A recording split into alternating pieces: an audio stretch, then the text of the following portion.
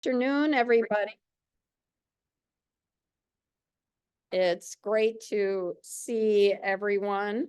We welcome you to our full council meeting, our April meeting of the Governor's Council on Women and Girls. Sorry, we couldn't do a hybrid because it's very hard for us to secure space when the legislature is in session. So we look forward to having our July meeting in a hybrid model, and we look forward to seeing folks in person then. So at this time, I'd like to invite my esteemed Vice Chair, Department of Children and Families Commissioner Jody Hill-Lilly, to say a couple words of welcome. Commissioner.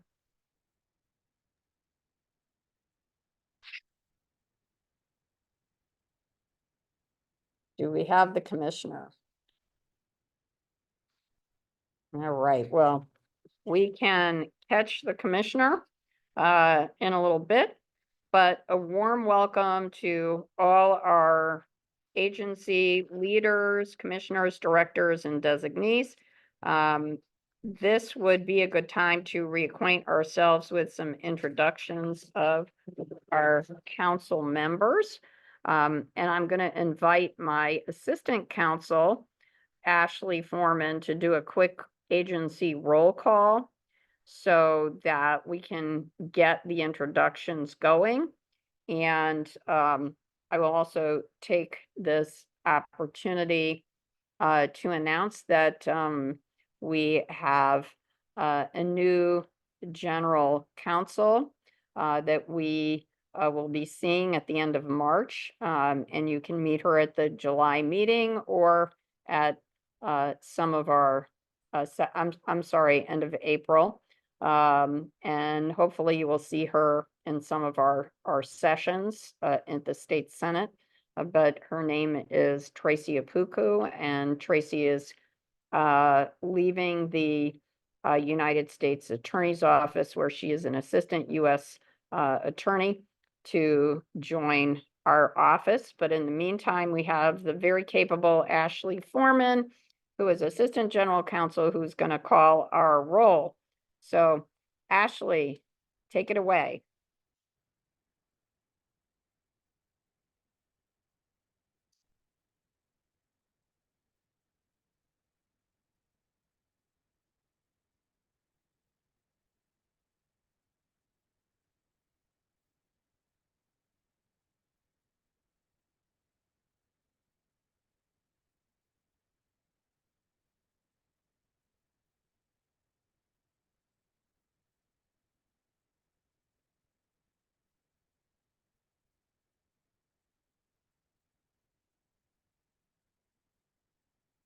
Is everybody able to hear her?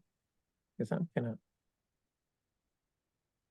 Yeah, I was just wondering, can people hear? I just heard whoever asked that. Ashley, we can't hear you. Have you been reading the roll? Wait, it was me, Lieutenant Governor. I cannot hear. I see her lips moving, but I don't hear anything. Ashley, I was having difficulty hearing. Anybody else having difficulty hearing? Okay, so Ashley, what's the issue?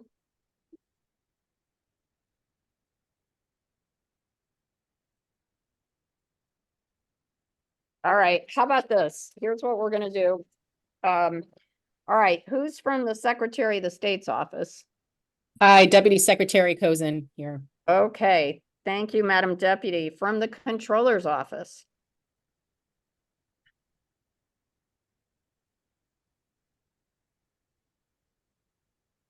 Anyone from the Treasurer's office? Hi, Jen Patetti here from the Treasurer's Office, Legislative Director. Hey, Jen, thank you. Attorney General's office?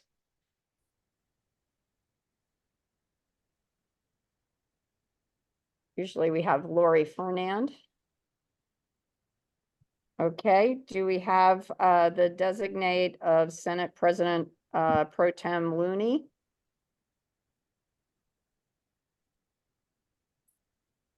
Anyone from the representing Senate Minority Leader Steve Harding?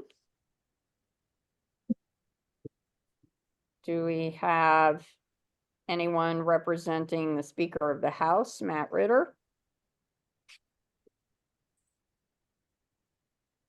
Do we have anyone representing the House Minority Leader, Vin Candelora? Ma'am, I'm here, Christy Carpino. Oh, hey, Christy, Madam State Representative, nice to have you. Thank you. I know it's a busy time for our legislative partners. Department of Administrative Services.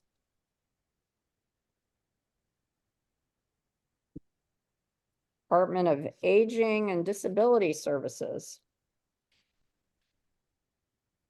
Department of Agriculture. Hi, everybody. My name is Kaylee Royston. I'm the Director of Government Affairs, and I'm here on behalf of Commissioner Brian Hurlbert. Nice to see you. Thank you. Department of Banking, I saw. This is George Perez, the Commissioner. George, nice to see you. Department here, of Lieutenant Governor. Consumer Protection.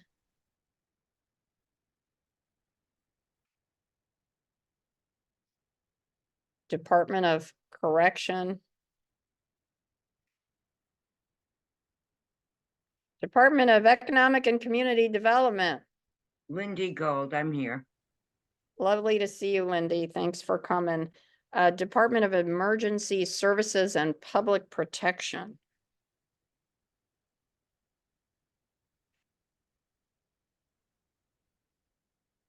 Department of Developmental Services. Hi, Gloria Jones, Department of Developmental Services, representing Commissioner Jordan Schaaf. Excellent. Department of Education.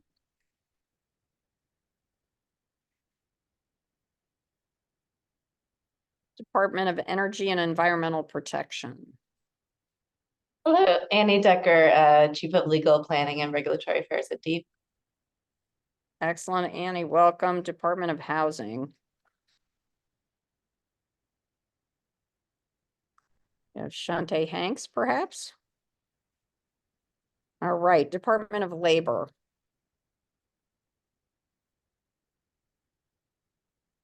Department of Mental Health and Addiction Services. Good afternoon, Dr. Kim Karanda. I'm the section chief at the Office of the Commissioner at DEMIS, here for Commissioner Navarrete. Good afternoon. Good afternoon, Dr. Kim. Thanks for joining us. Department of Motor Vehicles. Department of Public Health. This is Miriam Miller sitting in for Commissioner Jutani. Excellent. Department of Revenue Services.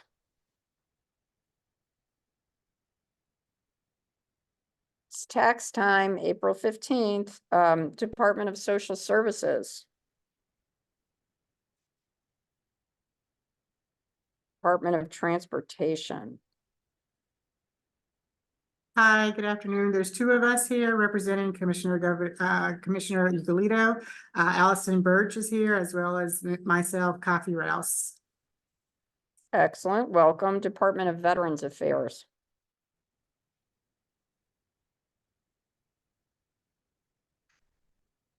Division of Criminal Justice.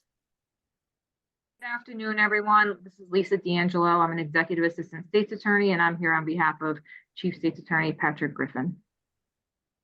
Excellent. And the Department of Insurance. Good afternoon, Jen Dowdy here. I'm counsel for the Life and Health Division. I'm here on behalf of Commissioner Mays. Excellent. Office of Early Childhood.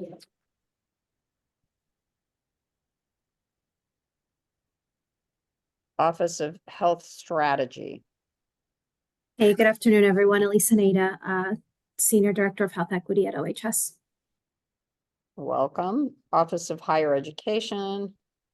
Good afternoon, everyone. This is Noelle Kidney. I'm here representing Executive Director Larson. Hi, Noelle. Thanks for coming. Office of Military Affairs.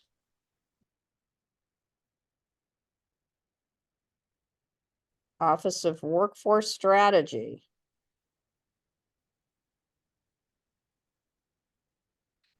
Office of Policy Management. Good afternoon, everyone. This is Charlene Casamento, Undersecretary for Office of Policy and Management. I'm here representing Secretary Beckham. Thank you. Excellent, thank you. And Office of Manufacturing. Hi, this is Paul Lavoie, Connecticut's Chief Manufacturing Officer. Hey, Paul. And let's just see, did anyone come in representing an agency after we started the roll? This is Amy Porter, Commissioner for Aging and Disability Services. Oh, thank you so much, Commissioner. Great, welcome. Anyone else? Madam Lieutenant Governor, this is Leslie Mara with the Connecticut State Colleges and Universities. Good to see you. Oh my goodness, we can't forget them. They're top of mind. Okay. All right. Don't tell Adam Joseph we forgot to call you. I won't. Okay, good. All right. Anybody else that we have not, who's here representing an agency we haven't called? Or that came in recently? All right. Go This ahead. is Mary Bidwell. I'm here with CT State Community College for Advanced Manufacturing up at Nantucket and Tungus. All right, we love the community colleges too. Okay, anybody else? All right, fantastic. We have a very busy agenda.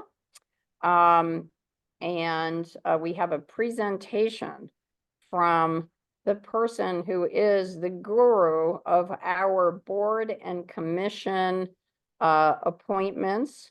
He helps the governor do this. His name is Tom Scanlon. He is the director of appointments in the governor's office for the state's several hundred boards and commissions. And what we wanted to do today is demystify the process of filling those boards and commissions, while also making sure that we have diverse representation on those boards. And what we love about all of you is you all know so many people with fantastic backgrounds who might be interested. And this is really a follow-up to the Secretary of the State presentation that we had, that I believe Jacqueline Cozen presented, that was fantastic at our January meeting on racial and gender composition of our boards and commissions. We've been making some good progress. Tom Scanlon works very closely with Secretary Thomas, keeping track of the myriad of boards and commissions and appointments there too. So Tom, everybody has been waiting for your presentation and we're glad you're here. So take it away. Thank you very much, Lieutenant Governor. Can everybody hear me okay? Yes. Yes, we can hear you. Excellent. I appreciate it. So I appreciate the introduction. My name is Tom Scanlon, and I assist in overseeing appointments to boards, commissions, and councils on behalf of the Office of the Governor. This is the first COAG meeting I've ever attended. And before I begin my remarks, I wanted to extend my gratitude, especially to Lieutenant Governor Bysowitz and her team, in particular, Tyja Anderson, Christine Jean-Louis, and Ashley Foreman, and the COAG council members for providing me the opportunity to share a few remarks with you at this afternoon's meeting. So to start, I'd like to give you sort of a brief introduction or some background on myself. I began working in the Office of the Governor in October of 2020 and came from a job in the private sector. My initial division of responsibility in the Office of the Governor was to support our external-facing constituent services office, where I supported a number of different endeavors for constituents, including unemployment insurance, mass testing coordination, vaccine scheduling with local health districts, and the management of our office's proclamation workflow. Toward the end of Q1 in 2022, I assumed primary responsibility for managing the portfolio of the governor's appointments to boards, commissions, and councils. For those of you who are attending this meeting today who are either unfamiliar or who have limited familiarity with sort of the state boards and commissions administrative infrastructure, while I manage that many of you are familiar, especially after the roll call, they are essentially groups of people constituted as the decision-making body for particular topics that fall under the purview of state government. Generally speaking, each board is housed within the state agency that has the most topical overlap for its respective area of concern, and the agency generally provides administrative resources for the board or commission to efficiently run its operations. The membership requirements for each board are typically set forth or put in writing in either state or federal statute, adopted bylaws, or in certain cases, sometimes even an executive order.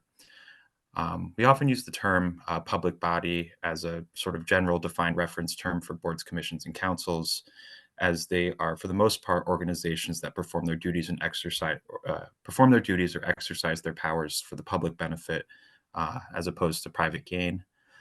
They're also comprised, for the most part, notwithstanding ex officio members, of citizen volunteers, each of whom have chosen to generously share both their time and professional expertise for the betterment of our shared community here in Connecticut. The elected and public officials who are responsible for making appointments to boards and commissions are often referred to as appointing authorities, as the convening provisions or state or federal law or guidance for the membership of each board confer these individuals the authority to appoint citizen members to each board for which they are responsible. Including the governor, examples of other appointing authorities sometimes include other constitutional officers, lieutenant governor, treasurer, secretary of state, comptroller, attorney general, legislative leadership, which would be the president pro tempore of the Senate, speaker of the House, Senate majority and minority leaders, House majority and minority leaders, and sometimes legislative committee co-chairs. And sometimes agency commissioners or department heads are also conferred appointing authority under statute. And Tom, can I just say that this is important for our members to know that often the governor and I will have people say, hey, I really want to be on Board of Pardons and Parole. And we'll look and we'll say, oh, darn, the governor doesn't have any vacancies. However, talk to one of our Republican minority leaders, talk to Marty Looney, the president of the Senate, talk to Matt Ritter, depending on who has the appointment. And I'll also, I think it's important to point out that we will often refer good people if the governor and I don't have a place that is open for us to appoint. And I have actually, had really good bipartisan working relationships where I have given people to, the different appointing authorities, and they got appointed because we really need smart, good people who are willing to do the work. So you should let people in your network know that, and all of you should know that this is an option for us if the governor and I don't have an appointment. Often we find that the speaker's looking for people, the minority leaders are looking for people, and we want to make sure that we provide those resumes. So Tom, thank you for raising the appointing authorities. Absolutely. And thank you, Lieutenant Governor. I strongly agree with that. Collaboration and partnership with sort of our legislative counterparts is really necessary to successfully constitute memberships for each board or commission in a way that allows them to more successfully execute sort of their core charges under state statute. So I guess to give you just some background on the governor's appointment specifically, we recently completed an audit with the Auditor of Public Accounts Office toward the beginning of last year. In Q1, we were able to successfully rectify an adverse finding that had occurred during our previous audit as it related to boards and commissions appointments. So we have been making some progress stepwise. I would say in aggregate, the governor is responsible for around 1,600 appointments to over 100 different public bodies. We've been working pretty hard on creating enhancements to the software suite that allows us to track those appointments. So we're able to identify sort of key vacancies amongst the sort of administrative infrastructure across all of our public bodies. He's also responsible for several candidate recommendations for appointments which are made at the federal government level. These opportunities or responsibilities, I would say, are fewer in number than the state boards and commissions appointments. To give you an example, one of the recommendations for which the governor is responsible for submitting to the federal government is for the Selective Service System, which is the federal entity that runs the draft, the military draft, if it's deemed necessary. The topics that are covered by Connecticut's boards and commissions are vast. I mean, many of you, I'm sure, are familiar with a few examples. They can include the people who supervise state harbors, boards which are responsible for the oversight of those licensed by the state to practice in a given profession, arts and humanities advisory boards, historic preservation, councils that provide expert stakeholder policy advisement to state agencies, and many more. If you can think of a topic, there's likely a board and commission that in some way touches upon it. So at present juncture, and this is something I wanted to mention, particularly in light of the Lieutenant Governor's comments about the Secretary of State's report. I think Jacqueline dropped it in the chat. One of the most acute areas of opportunity for boards and commissions, in particular from a membership perspective, is to make those memberships of each board reflect the rich diversity of Connecticut's population, particularly from the perspective of gender and racial diversity. That is something that we have found to be currently a little bit lacking. So as Deputy Secretary Cozen shared during the previous COAG meeting, when reviewing the findings of the Secretary of State's 2023 report on gender and racial composition of Connecticut state boards, commissions, committees, and councils, there's still much progress to be made to ensure that the membership makeup of each board reflects the diversity of the state. This is also a requirement for which we are responsible under state law pursuant to Connecticut General Statutes, Section 4-9B, subsection A, Part 1. And I'll also drop a link to that statute in the chat just so everybody can take a look and note to what we're referring. So while we're I continuing to helped pass deliberate, that when I was in the legislature. yeah, it's an excellent law, and it's something that's really necessary. We feel, the sort of metric or litmus that we're using, I believe, is the most recent results of the U.S. Census. And so it's a good benchmark to sort of, start from to determine, what a board should look like, particularly on sort of the Connecticut level. Thank you, Jacqueline. I just saw you shared that. We really, I want to use this opportunity to really strongly encourage those of you who are attending who may know of someone who might be interested and qualified to serve on a board or commission to apply for consideration for that appointment through our open job posting on the governor's website. I'll drop a link into the chat once I'm done talking, but the website can be accessed at the URL portal.ct.gov/governor. Once you navigate to this web address, the recruitment posting can be accessed by scrolling down toward the middle of the web page and clicking on the link titled Apply to Serve on a State Board, Council, or Commission. So right now we're working collaboratively with the Department of Administrative Services, which manages our recruitment postings for boards, in particular the DAS Talent Solutions Sub-Office, to update this posting to reflect new board opportunities and to remove boards which are no longer active. We expect this comprehensive update to be fully completed at the end of this month. Hey, If Tom, are- you just taught me something because Mhm. I had no idea that I knew you could submit resumes, but I had no idea that all the boards and commission openings are posted on DAS website. How long has that been happening? So one of the challenges that we're working on addressing right now, Lieutenant Governor, is I don't believe that the recruitment posting rather, reflects the current vacancies that are open. It's more of sort of a general portrait of each board, commission, or council that to which the governor appoints members. Yeah. So DAS actually would be collecting resumes, say, for the electrical licensure board or the nursing board or what have you, right? So you at Yeah, least have a set of people who've submitted, is that correct? that is correct. I don't quite know if it's permissible to submit resumes through the DAS Job Apps portal anymore.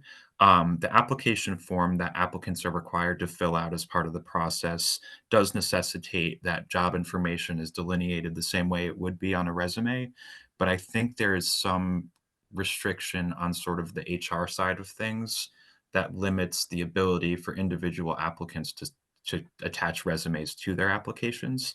I think my sort of general limited understanding on this is that DAS Job Apps is also the platform that is used for people to apply to state jobs, and therefore it has to be in compliance with sort of the general set of restrictions that also accompany the state job application process for paid jobs. So we're sort of brainstorming ways that we can work with DAS to have an application process that would allow prospective candidates to attach their resumes to their applications. But I think right now it's a limitation that we're working to address, I would say. Okay, So so, we, yeah. is there a place on the governor's website? Forget about DAS. If somebody was interested, they could submit a resume. So they're always welcome to reach out to me directly. Right now, the governor's website currently, if you go to the portal.ct.gov/governor web address, if you scroll halfway down the page, there's a link that says apply to a board, commissioner, council. When you click on that link, it takes you to the DAS Job Apps portal.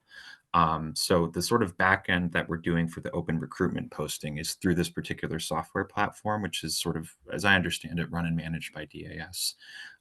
We've been working with the recruiting team over there, which has been a very, I would say, professional and erudite source of support to our office as we endeavor to sort of better ways to improve the application process for boards and commissions.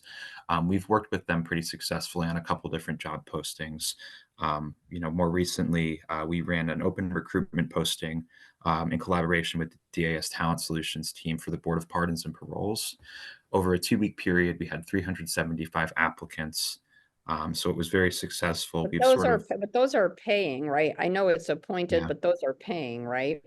That's Those correct. positions? Those are paying. To give you an Okay. example of an unpaid job posting that or a recruitment posting that we did sort of prior to the Board of Pardons and Paroles, we did a successful recruitment posting for the State Election Enforcement Commission, SEEK.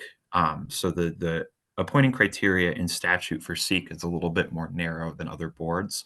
It also requires that whomever is to be considered for the one gubernatorial seat on the commission is politically unaffiliated. So, we thought it was challenging to sort of identify someone who is the best fit qualified candidate in addition to being well qualified through recruitment. And so in the interest of making it sort of a more equitable process, we did an open recruitment posting for that position. And we were able to find an excellent candidate who just recently successfully went through the executive nominations process. Attorney Sonia Laurel is there, who I believe recently worked, or not, maybe not recently, but who may have at some point in the past worked for the Secretary of State's office. I think she was in a senior leadership role in the Business Services Division. So we're continuing to explore, the possibility of recruitment postings and to also enhance our current recruitment posting that we have online right now. Okay, well, I'll just say, while that all is happening, if anybody has any resumes or letters of interest from people about what they want to do, they can always send them to the Lieutenant Governor's office. Because it sounds like that's maybe working, maybe not, or right? So Yeah, and in the meantime, just reach out. Yeah, and you're also welcome to reach out to me directly. I'll put my contact information in the chat. My email is tom.scanlon@ct.gov. If you have interest in serving on a state board and commission or would like to meet about a potential opportunity, please don't hesitate to reach out. I'm always happy to meet with you. Another thing that we've begun doing, I would say, toward the beginning of this year, sort of end of last year, is we are now maintaining active wait lists for boards and commissions appointments. There are limited, even though 1,600 is a fairly large number relative to the total population of the state, it's not. So as such, there are sort of limited opportunities available for appointments.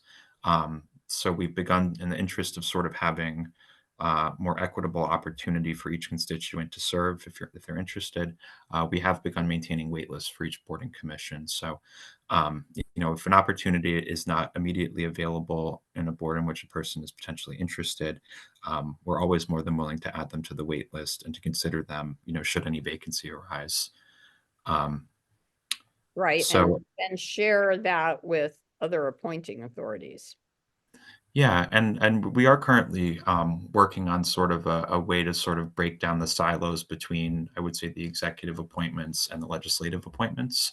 I don't know that the judicial branches usually conferred appointing authority, but we're trying to make sort of a better faith effort to work with our legislative counterparts so that we can sort of achieve the goal that's set forth in that statute I mentioned earlier, Congen Stat Section 4-9B. So Lieutenant Governor, I wanted to say thank you again for giving me the opportunity to speak at today's meeting, and also to the council members as a whole for allocating some time to share general information concerning the state board application process. As I shared before, if you have any follow-up questions or concerns, please reach out to me by email, and I would be more than happy to connect with you. Great, thank you so much, Tom, and I'll just take a look and see if there's anybody that has a question for you before you go.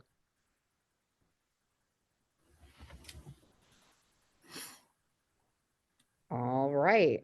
I think Well, Lieutenant Governor, excuse Jacqueline, me. Oh, Jacqueline sorry. has her hand up. Yeah, and sorry, I had my camera off because I look like death with allergies today. So sorry about that.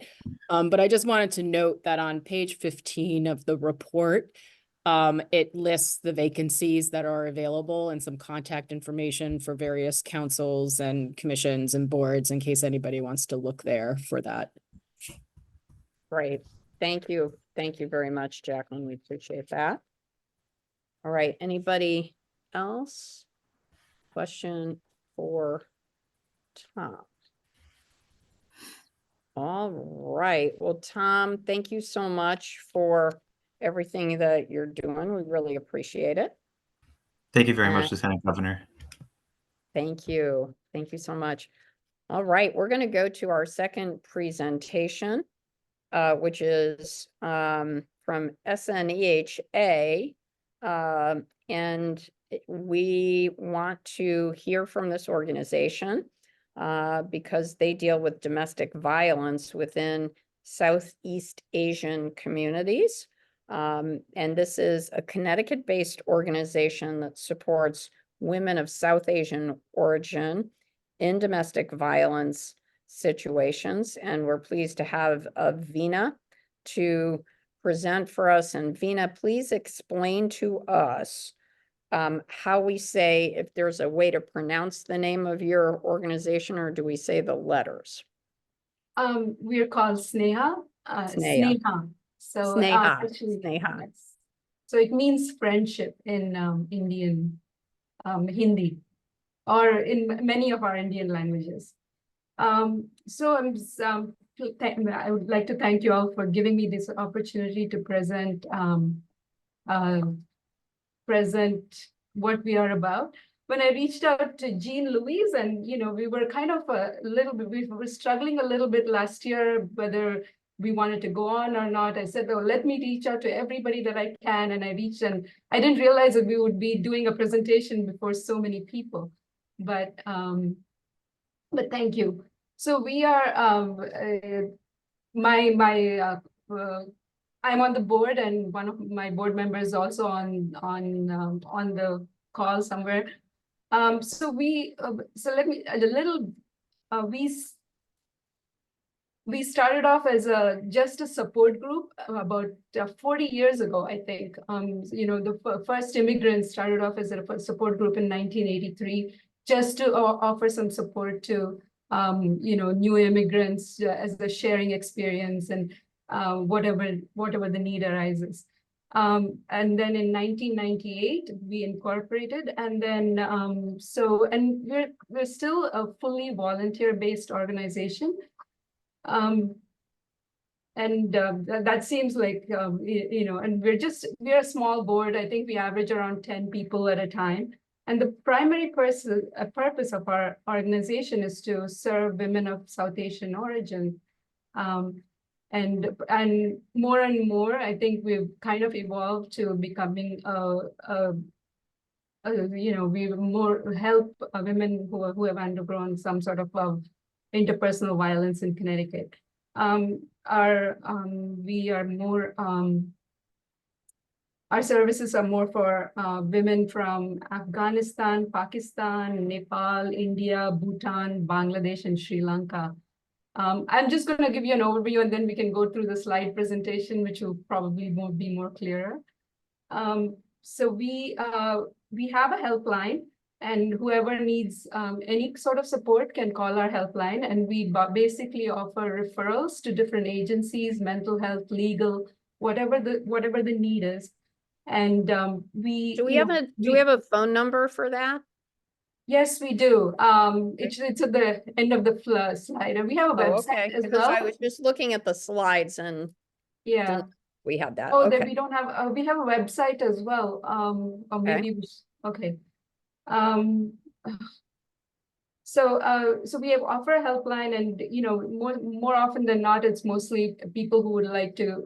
We were experiencing some domestic violence, who are seeking to know what their rights are, and then we we kind of try to refer them to different agencies, and we try to find people who are more culturally attuned with the client, so that that can help them. And we also mobilize our community for different things. We help them with interpreters. We help them with very limited. That's our website. So yeah, and can you scroll down, Bella? I think we have a phone number somewhere there, right? And I wonder, do you refer them to Safe Connect, because that is the 24-hour system in the state, and they can either talk on the phone, text, and they have a range of languages spoken. Yes, we are in collaboration with Safe Connect, which is a part of CCADB. We are in collaboration with them. Yes. And I think they also kind of use us if they need somebody who is unable to speak the language and who wants some sort of help, who is more in tune with their culture, with our culture. And so that's what, so yeah, we are collaborating with them. Can you share what languages your members or your volunteers? I think, a lot of it is Hindi, and then Urdu from Pakistan. That's where most of our, I think, clients come from usually, because I think with Hindi and Urdu, Bangladesh, Pakistan, India, they're all kind of, that, and then Hindi, those are the predominant languages. And there's Gujarati, there's, so that's. Because I wondered how Safe Connect was able to, have so much help in languages, and your organization is actually helping with that. Right. So they, they reach out to us if they need, some, additional help than what they can offer them. And so as we go through, so we do a lot of things. We try to mobilize our community to raise some funds to help them out. So because sometimes if they need some legal, they need, if they're not available to get, help, pro bono help and other things, and then we give them emergency needs. So we try to do that, but COVID kind of took a toll on us, and our membership dropped, and so we're trying to get our community mobilized. So we're trying to right now reach out to everybody, make ourselves known, and see how we can collaborate with others, and see how we can improve and be a sustainable organization in the long run. We've survived for 40 years. We'd like to survive for 40 more. So that's our intention in reaching out to COVAG. So as we go through the slides, so we discussed what Sneha means, and then our mission is, we also do outreach events, so that everybody can join us and promote some discussion and other things. I think in the past, some of our members have also met with social workers to get them to understand the culture more and everything else. Can I just ask, because you mentioned the pandemic? Yeah. one of the things we've heard from the 18 different agencies that are part of CCABV is that they coming out during the pandemic and coming out of it, they had like 100% increase in inquiries. Did you find the same thing or no? We didn't find, such a huge rapid increase, but we did find an increase in calls for sure. Yes. Okay. We did. I think, both the husband and wife stuck at home for any length of time, I think. Right. Yeah. So, Bela, how do I move on these slides?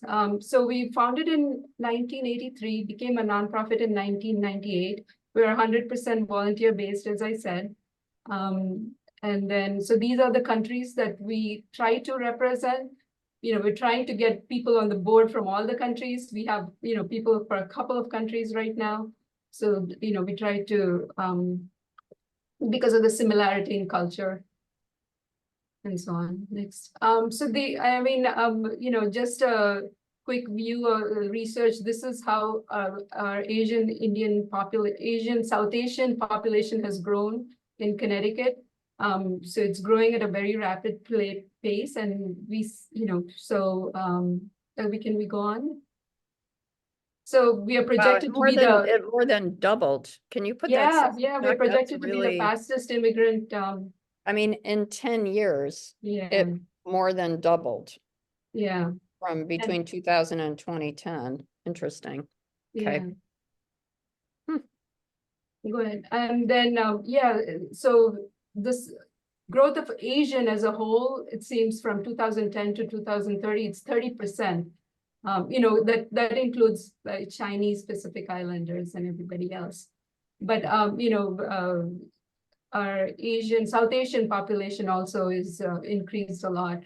Like, for example, I was just reading on, that Rocky Hill doubled in 2020 from 2010 to 2020. So we're a growing population. Can we go on?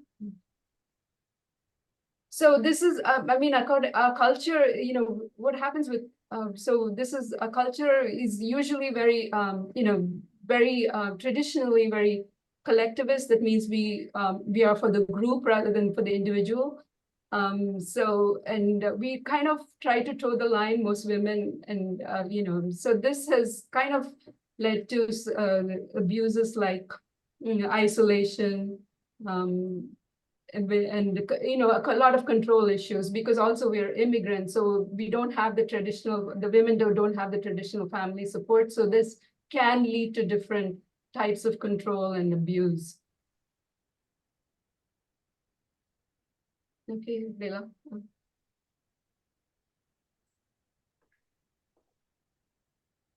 So this is, I guess, South Asian women are very, very hesitant to reach out because, we have feelings of stigma, guilt, shame. We don't like to reach out other than our family to somebody else. So it's really hard. It's, a lot of people who, when they come here, a lot of them don't have the language skills. So they don't know whom to reach out. And there's the fear, fear of what can happen. You're in a strange country, you don't know the legal, you may be deported, or, it can work against you. So there's a lot of fear. So it helps to have an organization like us who can say, okay, this is okay. You don't have anything to fear. This is what happens if you do this and this and this. So, so these are some of the barriers to seeking services. We have, and then the others are economic, immigration, work status, lack of income, limited means of transportation is a big thing because they may not know how to drive, and and then the legal is misinformation about the legal system, fear of the police, fear of deportation. So these are all barriers to, Connecticut has a lot of state services that they provide, but the traditional women traditionally don't go to these services because of all these barriers, because of how they feel. So this is what we do. We kind of talk to them. We we say that, we explore their choices, we refer them, we give them linguistic support. We sometimes try to finance their, driving lessons, mobilize larger community to help. And we have different outreach programs where we try to promote dialogue around different forums. So this is where we are. This is our organization in a nutshell.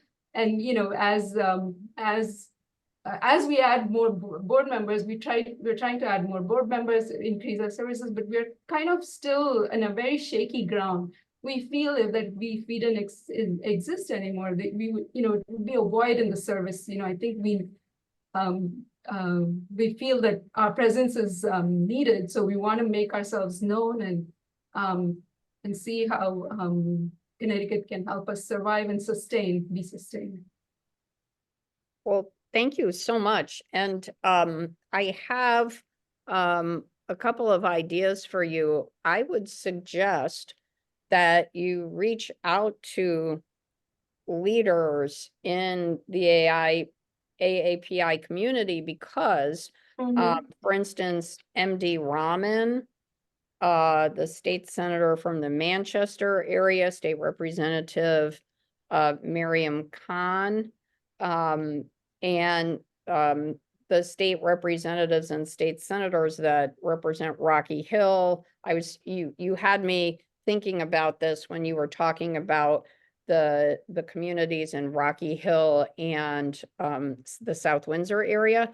And maybe those legislators could put in their constituent newsletters that they do online information about your organization, because that would help their constituents, and you may get some volunteers as a result.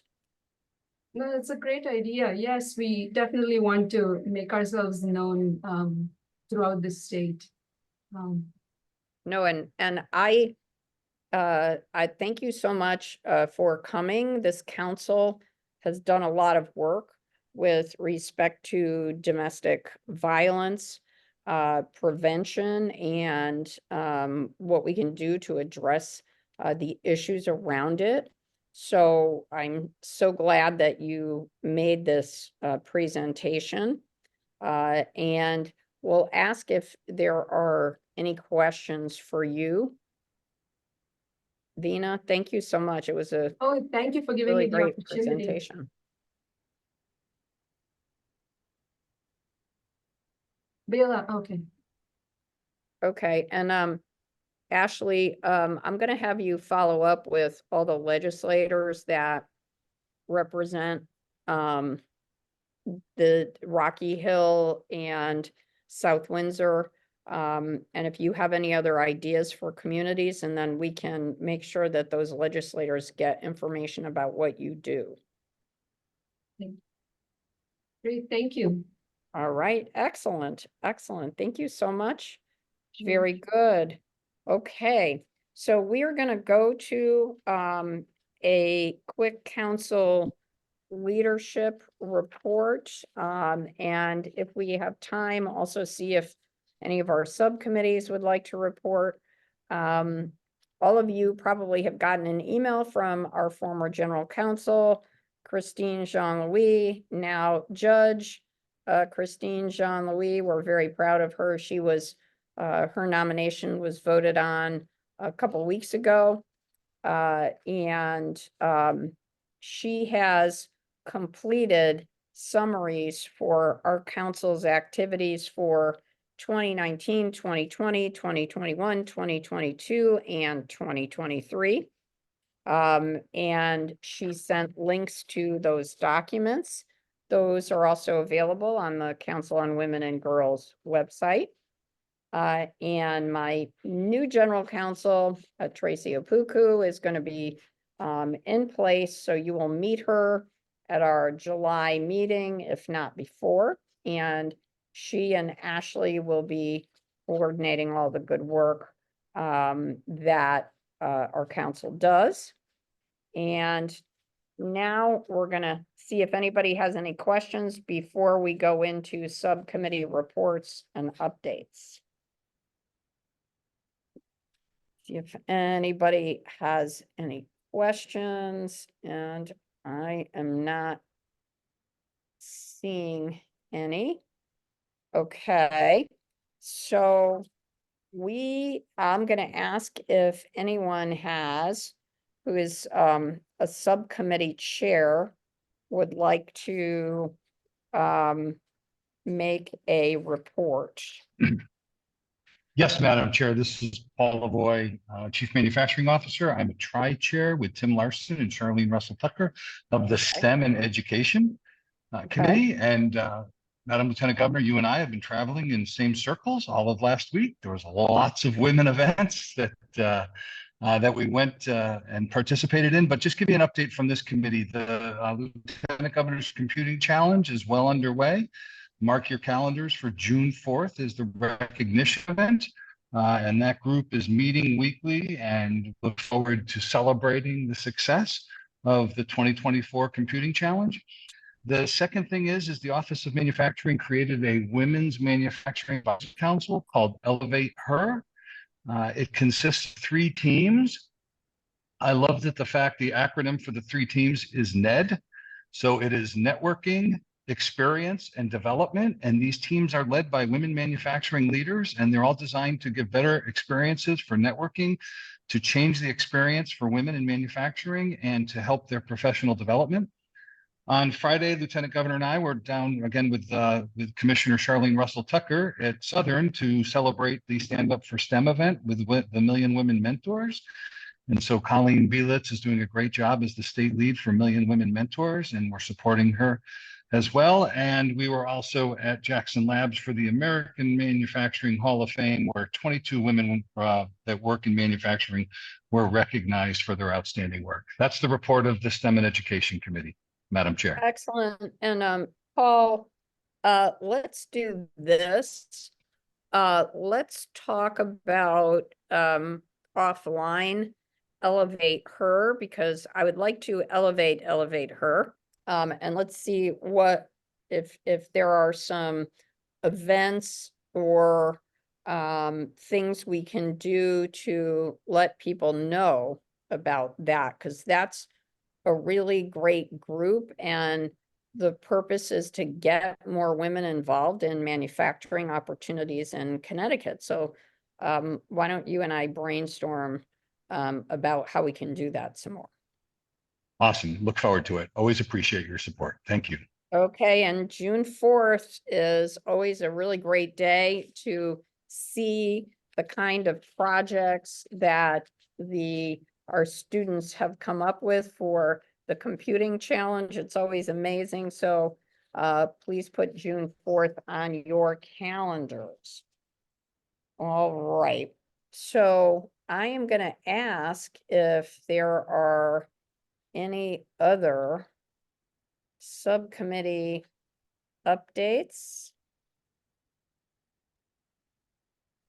Hey, Lieutenant Governor, Elisa Neda again from the Office of Health Strategy, which is part of the Health and Safety Subcommittee, along with Commissioners Jatani and Commissioner Beth Bai. We, along with the rest of the Health and Human Services Commissioners, have been working on putting together a Social Determinants of Health Summit, which will be held on May 22nd at the Chrysalis Center in Hartford. I am putting save the date on the chat for everyone to see. We're really excited about this event. We are inviting and convening community-based and healthcare organizations, some members from state and local agencies and legislative partners to discuss and promote efforts happening across the state of Connecticut that are addressing social determinants of health. Our keynote speaker will be Dr. Wisdom Powell, and we also will be featuring a panel of all of our health and human services commissioners, who I see some on the call today. The registration to the event will be opening soon in the upcoming weeks, but just wanted to share the date with everyone and hope you can make it. Thank you. Wonderful. Thank you so much.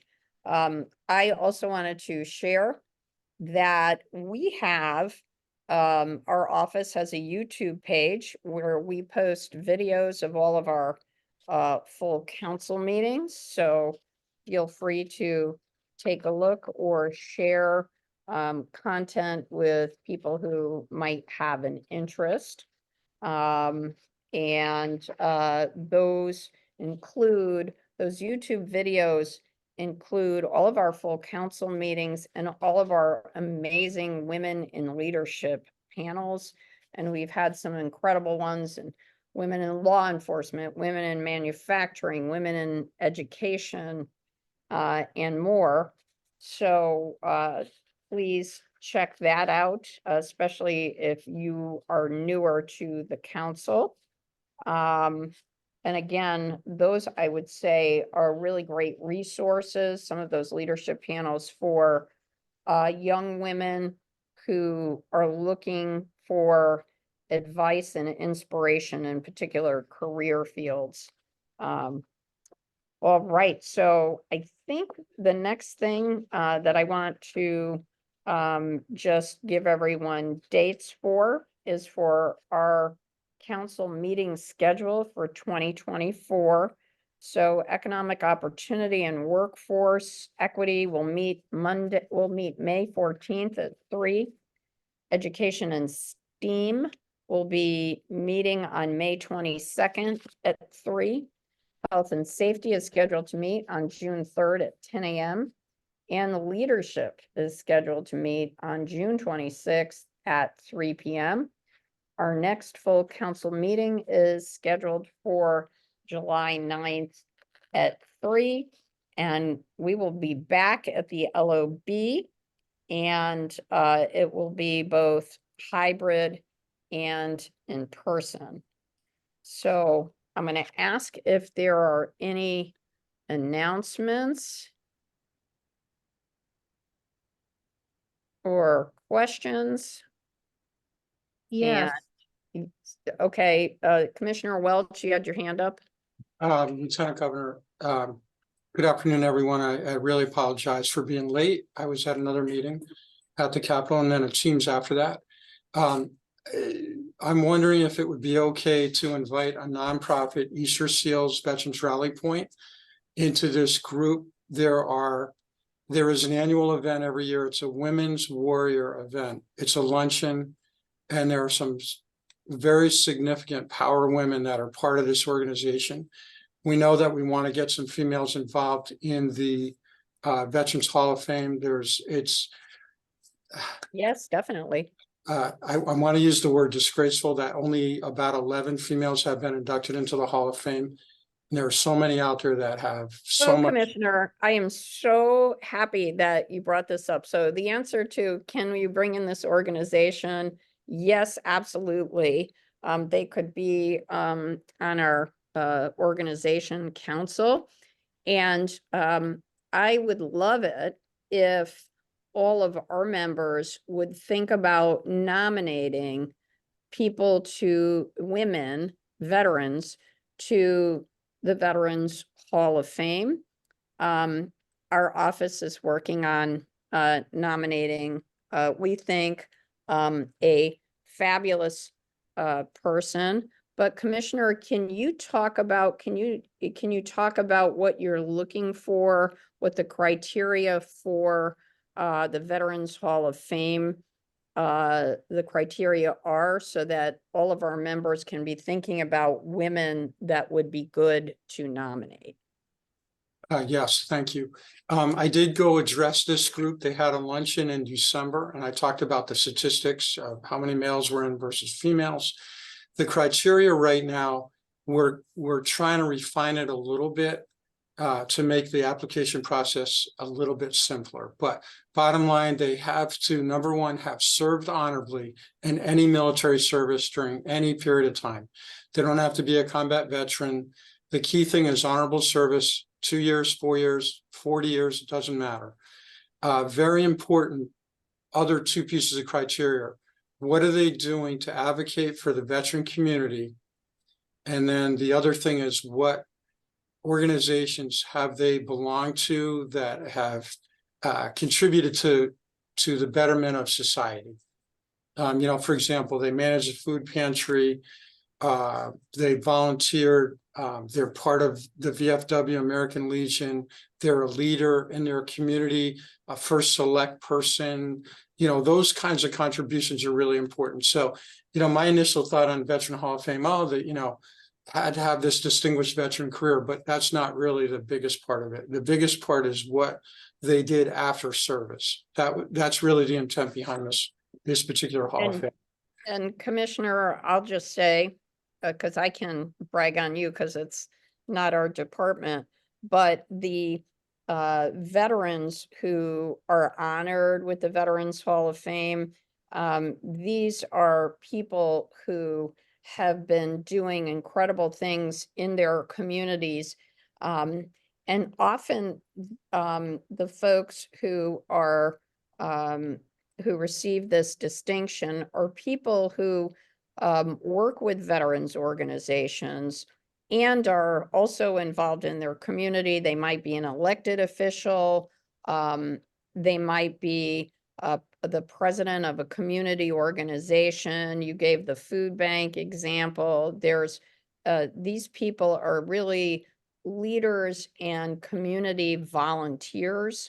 What's amazing is the people that are recognized, you should think of it this way, as people who, after their military service, they came back to Connecticut and served their community or our state in other non-military ways. Like who are the community volunteers and leaders? And we've had some remarkable honorees, but we would love to get your ideas on women veterans and also veterans of color who we could recognize for the work they do in their communities. And again, a requirement, like the commissioner says, is they have had to have military service and be honorably discharged, but the focus is really for the awards is what they've done in their community or our state. And that application will be up on our website towards the end of the month. You may see an old one up there now, but the newer one, and it's just a couple modifications, it'll be up there towards the end of the month. And we would like them all submitted sometime in September. I want to say about mid-September. And then we have a board of 9 people, and we'll go, they'll sit down and they'll all have an equal vote. And then we'll report back to Lieutenant Governor and Governor on what our results are. And we plan on doing the ceremony here in January 2025 on the campus in the Gold Star Auditorium. And we just had a very lovely ceremony, Commissioner, what, about a month ago? Yes, it was. Yeah, very, very lovely venue too, Commissioner. Thank you. Yeah. All right. Well, listen, thank you so much.